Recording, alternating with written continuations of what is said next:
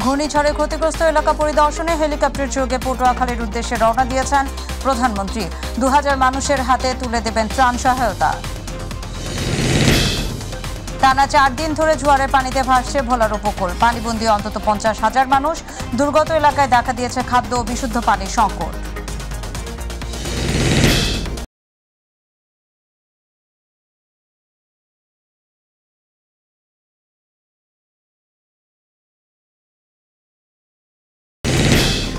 চলতি মৌসুমেও ব্রাহ্মণবাড়িয়া লিচুর বাম্পার ফলন। উৎপাদন লক্ষ্যমাত্রা ছাড়িয়ে যাওয়ার প্রত্যাশা করছে কৃষি বিভাগ।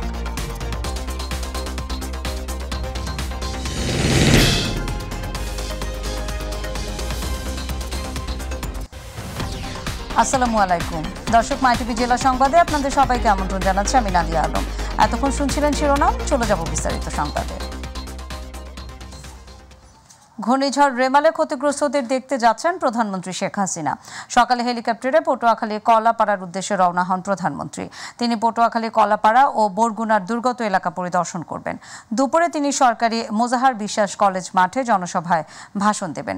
এ সময় ক্ষতিগ্রস্ত ২০০০ মানুষের হাতে ত্রাণ সহায়তা তুলে দেওয়ার কথা রয়েছে তার। প্রধানমন্ত্রীর আগমন উপলক্ষে নিরাপত্তার চাদরে ঢেকে দেওয়া হয়েছে গোটা কলাপাড়া উপজেলা। মাঠে মোতায়েন করা হয়েছে ৩,০০০ পুলিশ সদস্য সহ র্যাব, সেনাবাহিনী, কোস্টগার্ড এবং নৌবাহিনীর সদস্য। দুপুরে পায়রা ১৩২০ মেগাওয়াট তাপবিদ্যুৎ কেন্দ্রে বিভাগীয় কর্মকর্তাদের সঙ্গে মতবিনিময় শেষে ঢাকায় ফিরবেন প্রধানমন্ত্রী।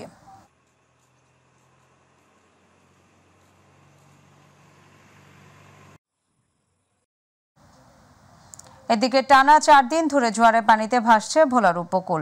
অতি জোয়ার এবং বাঁধ ক্ষতিগ্রস্ত হওয়ায় পানিবন্দী হয়ে আছে ৩০ গ্রামের অন্তত ৫০,০০০ মানুষ। দুর্গত এলাকায় দেখা দিয়েছে খাদ্য ও বিশুদ্ধ পানির সংকট। ঘূর্ণিঝড় রেমালের প্রভাবে সৃষ্ট ঝড়ে এই অবস্থা তৈরি হয়েছে বলে জানায় পানি উন্নয়ন বোর্ড।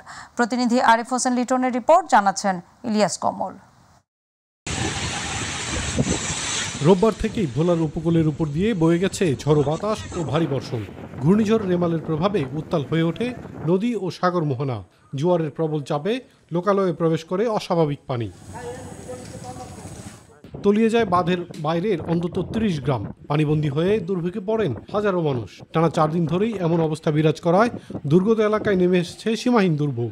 এখন যে বাপ পানির, এখন আমরা খুব অসহায় আছি। দেখেন যে কি অবস্থা, কি পরিস্থিতিটা, কি ভয়ঙ্কর অবস্থা আমাকে এখানে সৃষ্টি হয়েছে। ঘরের ভিতরে পানি উঠছে, উঠটা অনেক ক্ষতি হয়েছে, মাল সাবানার ক্ষতি হয়ে গেছে। আমরা রাত্রে ঘুম যেতে পারি না, সব বাইসা সবকিছু বা ঘরের ভিতর সব গেছে গিয়া।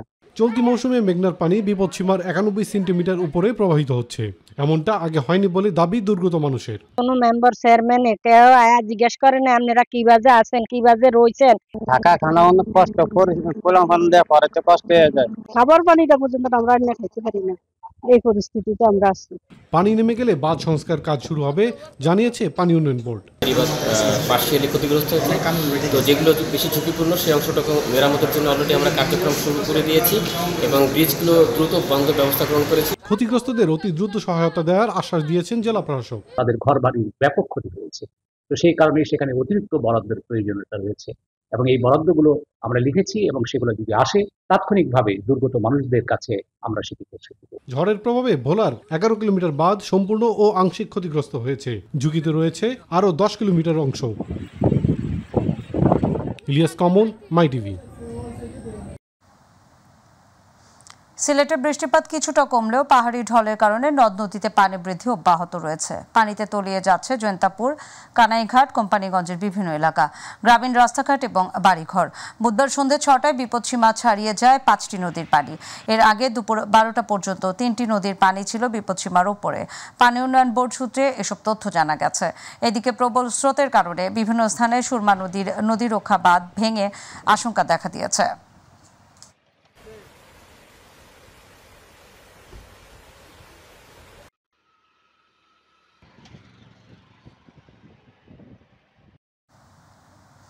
দর্শক, এই মুহূর্তে সিলেট থেকে নদ নদীতে পানি বৃদ্ধি আরও খবর জানাচ্ছেন প্রতিনিধি মৃণাল কান্তি দাস। ধন্যবাদ আপনাকে। ভারতের উজান থেকে নেমে আসা ডল এবং অবিরত বৃষ্টির কারণে কিন্তু সিলেটের সুরমা কুশিয়ারা সহ কয়েকটি নদীর পানি বিপদসীমা অতিক্রম করেছে। আমরা রয়েছি সুরমা নদীর পাড়ে। আমি যদি আপনাদেরকে এখানে সুরমা নদীর অবস্থাটা দেখানোর চেষ্টা করি এবং আপনার মাধ্যমে যদি মাই টিভির দর্শকদের জানাতে চাই, সিলেট জেলার গোয়াইনঘাট, জৈন্তাপুর, কোম্পানীগঞ্জ ও কানাইঘাট উপজেলায় আকস্মিক বন্যা দেখা দিয়েছে। এতে প্লাবিত হয়ে পড়েছে 4 উপজেলার বেশিরভাগ নিম্নাঞ্চলের এলাকা। অনেক সড়ক ডুবে যাওয়ায় যান চলাচল কিন্তু ব্যাহত হচ্ছে। ইতিমধ্যে কিন্তু প্রশাসনের পক্ষ থেকে খোলা হয়েছে আশ্রয়কেন্দ্র। পানিবন্দী মানুষরা বিভিন্ন আশ্রয়কেন্দ্রে উঠতে শুরু করেছেন। এছাড়া শালুটিকোর গোয়াইনঘাট সড়ক তলিয়ে যাওয়ার কারণে যান চলাচলও বন্ধ হয়ে যায় উপজেলা সদরের সঙ্গে।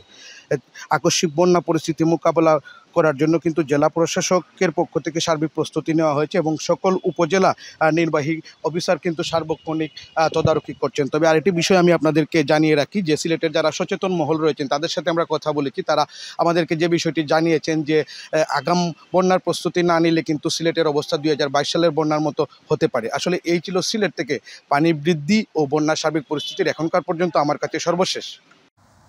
মৃণাল, আপনাকে ধন্যবাদ।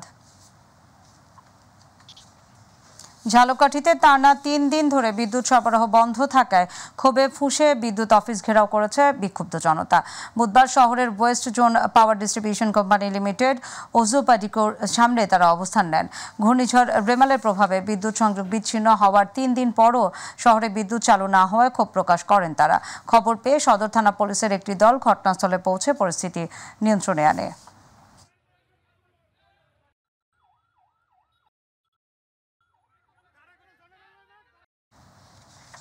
মাদারীপুরে জেলা পুলিশের উদ্যোগে শহরের গুরুত্বপূর্ণ স্থানে বসানো হয়েছে 260টি অত্যাধুনিক সিসিটিভি ক্যামেরা। বুধবার নিজ কার্যালয়ের উদ্বোধন করেন পুলিশ সুপার মাসুদ আলম। জননিরাপত্তায় 70 লাখ টাকা ব্যয়ে ক্যামেরা বসানোতে খুশি সাধারণ মানুষ। কমবে চুরি, ছিনতাই, ইপটিজিং সহ অপরাধমূলক কর্মকাণ্ড আশা জেলা পুলিশের। উদ্বোধনী অনুষ্ঠানে যোগ দেন মাদারীপুরের চিফ জুডিশিয়াল ম্যাজিস্ট্রেট আদালতের বিচারক মামুনুর রশিদ, জেলা প্রশাসক Marufur Rashid Khan, chamber of industry এর সভাপতি হাফিজুর রহমান খান সহ সমাজের বিভিন্ন স্তরের মানুষ। বরিশালে মুলাদি সরকারি কলেজে পরিত্যক্ত ভবন থেকে 37টি হাত বোমা উদ্ধার করেছেন মুলাদি থানা পুলিশ। পুলিশের ধারণা, উপজেলা নির্বাচন পরবর্তী নাশকতার লক্ষ্যে দুর্বৃত্তরা মুলাদি সরকারি কলেজে পরিত্যক্ত ভবনে হাত বোমা জড়ো করেছিল। পরে পুলিশ তদন্ত বিভাগ, সিআইডি এবং মুলাদি থানা পুলিশ বোমাগুলো উদ্ধার এবং নিষ্ক্রিয় করেন। মুলাদি থানার অফিসার ইনচার্জ জাকারিয়া জানান, এই ঘটনায় পুলিশ বাদী হয়ে অজ্ঞাতনামা আসামি করে একটি নাশকতার মামলা দায়ের করেন।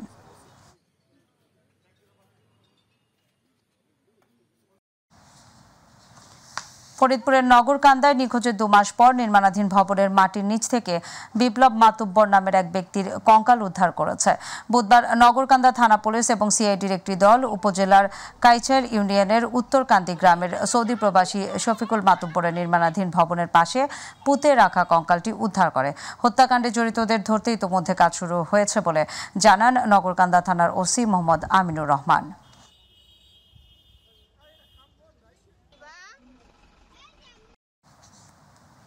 ঝিনাইদহের মহেশপুরে শাহজাহান ফকির নামে এক ব্যক্তিকে গলা কেটে হত্যা করেছে দুর্বৃত্তরা।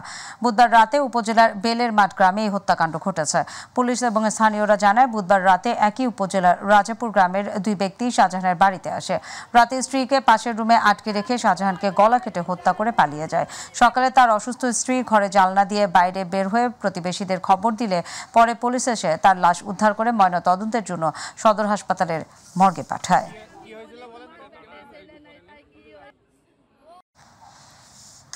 বগুড়া শিবগঞ্জ উপজেলা পরিষদ নির্বাচনে উপজেলা চেয়ারম্যান পদে ভোট পেয়েছেন ৭৭,১০৪ ভোট। প্রতিদ্বন্দ্বী প্রার্থীর চেয়ে ১৯,২৯৮ ভোট বেশি পেয়ে বেসরকারিভাবে নির্বাচিত হলেন মোস্তাফিজুর রহমান মোস্তা।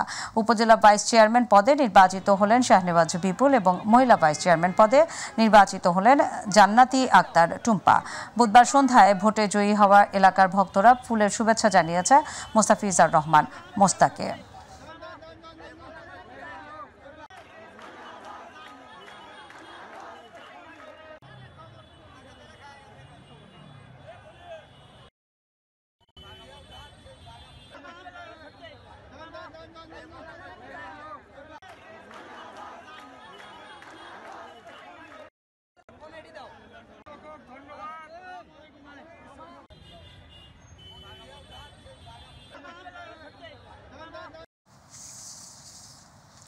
কোনরূপ সহিংসতা ছাড়াই বেশ শান্তিপূর্ণভাবে শেষ হয়েছে ষষ্ঠ উপজেলা পরিষদ নির্বাচনের তৃতীয় ধাপে লক্ষ্মীপুর সদর উপজেলা পরিষদের নির্বাচনে ভোট গ্রহণ।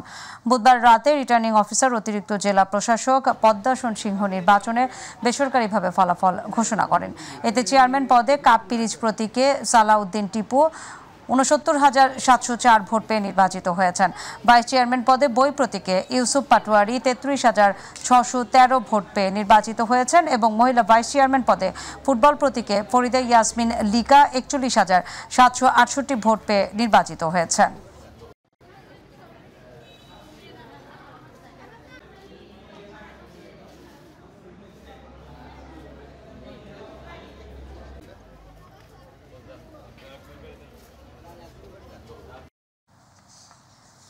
দর্শক, এবার আমাদের কৃষি।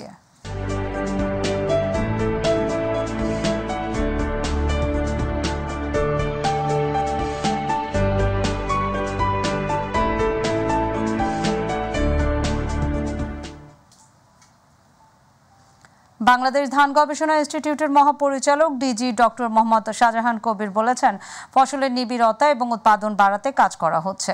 কৃষিকে আধুনিক বাণিজ্যিক কৃষিতে রূপান্তরের চেষ্টা চলছে। 2 ফসলি জমিকে 3 ফসল এবং 3 ফসলি জমিকে 4 ফসলি জমিতে রূপান্তরিত করা হচ্ছে। বুধবার টাঙ্গাইলের ধনবাড়ির মুসুদ্ধি গ্রামের বটতলায় মাঠ দিবসে প্রধান অতিথির বক্তব্যে এসব কথা বলেন তিনি। রাইস ফার্মিং সিস্টেমস বিভাগ, ধান গবেষণা ইনস্টিটিউট গাজীপুরের আয়োজনে এই মাঠ দিবস অনুষ্ঠিত হয়।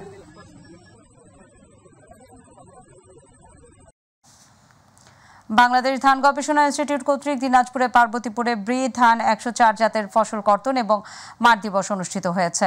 উপজেলা কৃষি সম্প্রসারণ অধিদপ্তরের উদ্যোগে বুধবার রাজা বাসুর এলাকায় এর আয়োজন করা হয়। এ সময় বাংলাদেশ ধান গবেষণা ইনস্টিটিউট এর principal scientific officer doctor Rakibul Hasan, উপজেলা কৃষি কর্মকর্তা রাজিব হুসাইন, সিনিয়র উপজেলা মৎস্য কর্মকর্তা আবু জাফর মোহাম্মদ সাইম সহ কৃষক কৃষানীরা উপস্থিত ছিলেন। তীব্র তাপদাহের কারণে আকার কিছুটা ছোট হলেও চলতি মৌসুমেও ব্রাহ্মণবাড়িয়ার লিচুর বাম্পার ফলন হয়েছে। এতে করে উৎপাদন লক্ষ্যমাত্রা ছাড়িয়ে যাওয়ার প্রত্যাশা করছে কৃষি বিভাগ। জেলায় এবার 27 কোটি টাকার লিচু বিক্রির আশা করছেন তারা। বাজার দর ভালো থাকায় কৃষকরাও খুশি। প্রতিনিধি আফুমা কাউসার ইমরানের রিপোর্ট, জানাচ্ছেন এস এম আরিফ।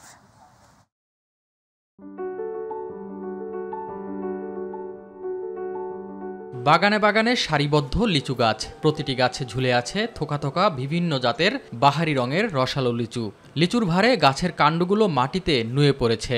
নয়নাভিরাম এই দৃশ্য ব্রাহ্মণবাড়িয়ার পূর্বাঞ্চলের সীমান্তবর্তী 3 উপজেলায়। লাল মাটির কারণে এখানকার লিচুর খ্যাতি দেশ জুড়ে। উৎপাদিত লিচুর মধ্যে রয়েছে দেশি বিদেশি বিভিন্ন জাত। ইতিমধ্যে পাটনাই ও বোম্বে লিচুর সংগ্রহ শুরু হয়েছে। গুণগত মান ভালো, বিষমুক্ত ও সুস্বাদু হওয়ায় এর কদর বাড়ছে দিনকে দিন। বোম্বাই লিচু আমাদের এখানে প্রচুর ফলন হয়। তাপমাত্রার কারণেও আমাদের যে দেশি লিচু যেটা আর কি পাটনাই বলি আমরা, এই লিচুটা অনেকখানি নষ্ট হয়ে গেছে। আজকে দেশের বিভিন্ন জায়গা থেকে এসছে মানুষ এই লিচুর বাগান দেখতে। তো খুব সুন্দর এবং লিচু গাছগুলো দেখলেও মন ভরে যায়। আমরা আসছি, ঘুরে দেখলাম, লিচু বাগান দেখলাম, লিচু খাইলাম। বিজয়নগর, কসবা ও আখাউড়ায় এবছর লিচুর আবাদ হয়েছে 567 হেক্টর জমিতে। কেবল বিজয়নগর উপজেলাতেই আবাদ হয়েছে 430 হেক্টর জমিতে। বিজয়নগর উপজেলায় এবার 430 হেক্টর জমিতে লিচুর আবাদ হয়েছে। আমরা আশা করতেছি এই 430 হেক্টর জমি থেকে প্রায় 20 কোটি টাকার মতো লিচু বিক্রি হবে। জেলায় এবছর লিচুর উৎপাদন লক্ষ্যমাত্রা ছাড়িয়ে যাওয়ার প্রত্যাশা করছে কৃষি বিভাগ। তাপমাত্রার কারণে উৎপাদন কিছুটা কম হলেও আমাদের নতুনভাবে প্রায় 75 হেক্টর জমি ফলন্ত অবস্থায় এসেছে, যার ফলে আমরা উৎপাদনের যে লক্ষ্যমাত্রা ধরা হয়েছে সেটা ছাড়িয়ে যাবে। আমাদের এই বছর ব্রাহ্মণবাড়িয়া জেলায় প্রায় 27 কোটি টাকা লিচু বিক্রি হবে বলে আমরা আশা করছি। লিচুর ফলন ভালো হওয়ায় লাভের আশা করছেন চাষিরা। এস এম আরিফ, মাই টিভি। ফরিদপুরের সদরপুরে তৃতীয় ধাপের উপজেলা পরিষদ নির্বাচনে চেয়ারম্যান পদে আনারস প্রতীক নিয়ে 40,333 ভোট পেয়ে বেসরকারিভাবে চেয়ারম্যান নির্বাচিত হয়েছেন উপজেলা যুবলীগের সভাপতি শহীদুল ইসলাম বাবুল। বুধবার সদরপুর উপজেলা নির্বাচন কর্মকর্তা এবং সহকারী রিটার্নিং অফিসার নজরুল ইসলাম বিষয়টি নিশ্চিত করেছেন।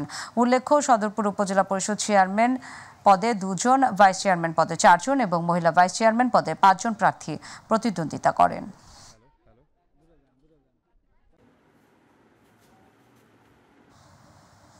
তৃতীয় ধাপে নোয়াখালী বেগমগঞ্জ সদর কোম্পানিগঞ্জে ৬ষ্ঠ উপজেলা পরিষদ নির্বাচন ভোট গ্রহণ শেষে উপজেলা আওয়ামী লীগের ৩ প্রার্থী বিজয় হয়েছে।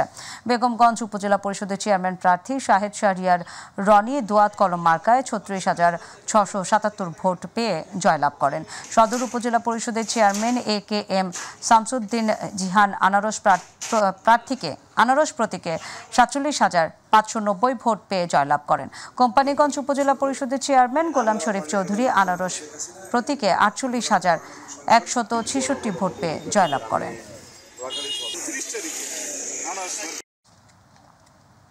কিশোরগঞ্জের ভৈরবে আগামী ৫ জুন ৬ষ্ঠ উপজেলার ৪র্থ ধাপে নির্বাচনে চেয়ারম্যান প্রার্থীরা বিভিন্ন প্রতীকে জনসংযোগ করেছে। উপজেলা নির্বাচনে চেয়ারম্যান পদে প্রতিদ্বন্দ্বিতা করছেন আওয়ামী লীগ থেকে ৫ জন, ভাইস চেয়ারম্যান পদে ৭ জন এবং মহিলা ভাইস চেয়ারম্যান পদে প্রতিদ্বন্দ্বিতা করছেন ৩ জন। উপজেলায় মোট ভোটার সংখ্যা ২,৪৩,৬৪২ জন, পুরুষ ভোটার সংখ্যা ১,২৭,২০২ জন, মহিলা ভোটার সংখ্যা ১,১৬,৪৩৯ জন। গাজীপুরে কাপাসিয়ায় ৩টি ফিলিং স্টেশন মালিককে ১,৬০,০০০ টাকা জরিমানা করেছে ভ্রাম্যমাণ আদালত। বুধবার উপজেলার জামিরাচর এবং কাপাসিয়া এলাকায় সুনির্দিষ্ট অভিযোগের ভিত্তিতে ওজনের পরিমাপ অনুযায়ী তেল কম দেওয়ায় ফিলিং স্টেশন মালিকদের এই জরিমানা করা হয়েছে। ভ্রাম্যমাণ আদালত পরিচালনা করেন উপজেলা নির্বাহী কর্মকর্তা এবং নির্বাহী ম্যাজিস্ট্রেট AKM লুৎফর রহমান। এ সময় উপস্থিত ছিলেন BSTI গাজীপুর আঞ্চলিক অফিসের সিনিয়র এক্সামিনার কামরুল পলাশ এবং থানা পুলিশের সদস্য সহ আরও অনেকে। বরিশালে গৌরনদী উপজেলার মাহিলারা ইউনিয়ন পরিষদের উন্মুক্ত বাজেট ঘোষণা করা হয়েছে। বুধবার ইউনিয়ন পরিষদের হলরুমে চেয়ারম্যান সৈকত গুহ পিকলুর সভাপতিত্বে ইউপি সচিব সৌরভ ভট্টাচার্য অনুষ্ঠানে প্রস্তাবিত বাজেট উপস্থাপন করেন। বাজেট অনুষ্ঠানে প্রধান অতিথি ছিলেন বরিশাল জেলা মহিলা আওয়ামী লীগের সাধারণ সম্পাদক ও উপজেলা চেয়ারম্যান সৈয়দা মনিরুন্নাহার মেরি। বাজেটে ২০২৪-২৫ অর্থ বছরের জন্য সর্বমোট আয় দেখানো হয়েছে ২,34,15,817 টাকা, আর প্রস্তাবিত ব্যয় দেখানো হয়েছে 2,26,84,417 টাকা। উদ্ধৃত দেখানো হয়েছে 7,31,400 টাকা। বরিশালে আঘুলছড়ায় ঘূর্ণিঝড় রেমালে ক্ষতিগ্রস্ত ১,০০০ পরিবারের মাঝে উপজেলা প্রশাসনের উদ্যোগে খাদ্য সহায়তা বিতরণ কার্যক্রমের উদ্বোধন করা হয়েছে।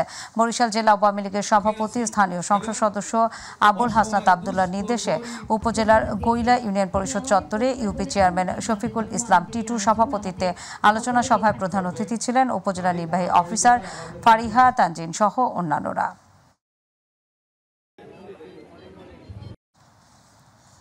বরিশাল সহ দক্ষিণাঞ্চলের ওপর দিয়ে বয়ে যাওয়া ঘূর্ণিঝড় রেমালের প্রভাবে ক্ষতিগ্রস্ত হয়ে পড়া নিম্ন আয়ের মানুষের মাঝে তালিকা করে শুকনো খাবার এবং প্রধানমন্ত্রী শেখ হাসিনা দেওয়া উপহার ত্রাণ সামগ্রী পৌঁছে দিয়েছেন জেলা প্রশাসক মোহাম্মদ শহীদুল ইসলাম। এ সময় আরও উপস্থিত ছিলেন সদর উপজেলা নির্বাহী কর্মকর্তা মজুমদার সহ বিশিষ্টজনরা।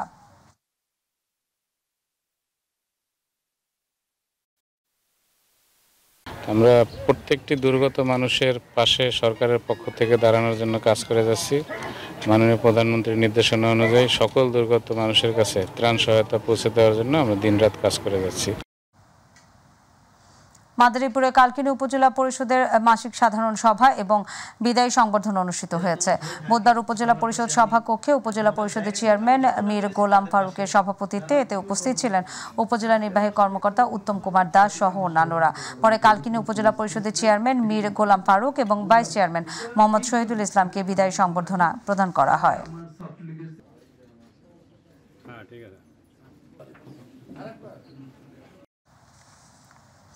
যশোরের মনিরামপুরে ইউনিয়ন স্বাস্থ্য এবং পরিবার কল্যাণ কেন্দ্রের দায়িত্বরত কর্মী এবং ইউনিয়ন চেয়ারম্যান মহিলা ইউপি সদস্যদের নিয়ে গর্ভবতী মাদের প্রসব বেদনা এবং শিশু মৃত্যুর হার কমানো নিশ্চিত করার লক্ষ্যে একটি সচেতনতা প্রশিক্ষণ কর্মশালা অনুষ্ঠান অনুষ্ঠিত হয়েছে। কর্মশালায় পরিবার পরিকল্পনা অধিদপ্তর যশোরের উপপরিচালক কাজী ফারুক আহমেদের সভাপতিত্বে প্রধান অতিথি ছিলেন পরিবার পরিকল্পনা অধিদপ্তরের বিভাগীয় পরিচালক সৈয়দ রবিউল ইসলাম।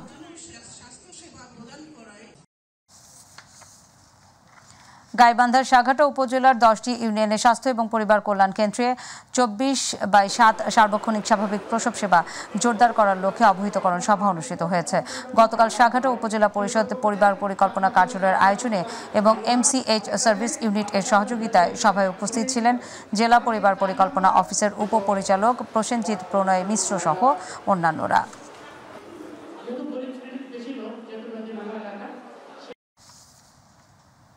জামালপুরে বিএনপির প্রতিষ্ঠাতা জিয়াউর রহমানের ৪৩তম মৃত্যুবার্ষিকী উপলক্ষে আলোচনা সভা এবং খাদ্য বিতরণ করেছে জেলা শ্রমিক দল।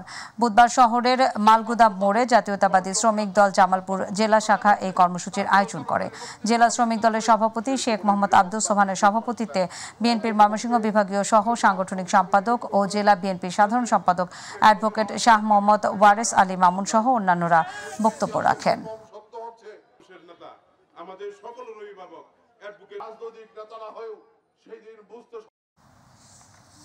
বিশ্বের সবচেয়ে উঁচু পর্বত এভারেস্টের চূড়ায় বাবর আলী ১ ঘন্টা ১০ মিনিট ছিলেন। এভারেস্ট জয়ের পর নেমে আসার সময় আহত এক পর্বতারোহীর জন্য মানব জোটে ছিলেন ১.৫ ঘন্টা। এ সময় শুরু হয় তুষার ঝড়। ঝড়ের সঙ্গে লড়াই করেন ২.৫ ঘন্টা। সৌভাগ্যক্রমে তিনি বেঁচে যান। বুধবার চট্টগ্রাম নগরীর আলিউস ফ্রোজেস মিলনায়তনে সংবাদ সম্মেলনে এভাবে অভিজ্ঞতা তুলে ধরেন। তিনি আরও বলেন ২ মাসের অভিযানে যাবেন। একটা জায়গায় বসেছিলাম, একটা এক্সপোজড রিচ বা গিরিশিরাই, তো এমন একটা জায়গায় যেখানে কোথাও কোনো আড়াল নেই আর কি। তো ওই জায়গায় টানা যে বাতাস এবং তুষারের ঝাপটা, এইটা আমাকে মানে পুরো অভিযানে আমাকে ভয় পাইয়েছে বা চ্যালেঞ্জের মুখে ফেলেছে। আসলে দর্শক, মাইটিভি জেলা সংবাদের একেবারেই শেষ প্রান্তে আমরা, তবে যাবার আগে শিরোনাম জানিয়ে দেব আরও একবার। ঘূর্ণিঝড়ে ক্ষতিগ্রস্ত এলাকা পরিদর্শনে হেলিকপ্টার যোগে পটুয়াখালীর উদ্দেশ্যে রওনা দিয়েছেন প্রধানমন্ত্রী। ২০০০ মানুষের হাতে তুলে দেবেন ত্রাণ সহায়তা। টানা ৪ দিন ধরে জোয়ারে পানিতে ভাসছে ভোলার উপকূল। পানিবন্দী অন্তত ৫০,০০০ মানুষ। দুর্গত এলাকায় দেখা দিয়েছে খাদ্য ও বিশুদ্ধ পানির সংকট।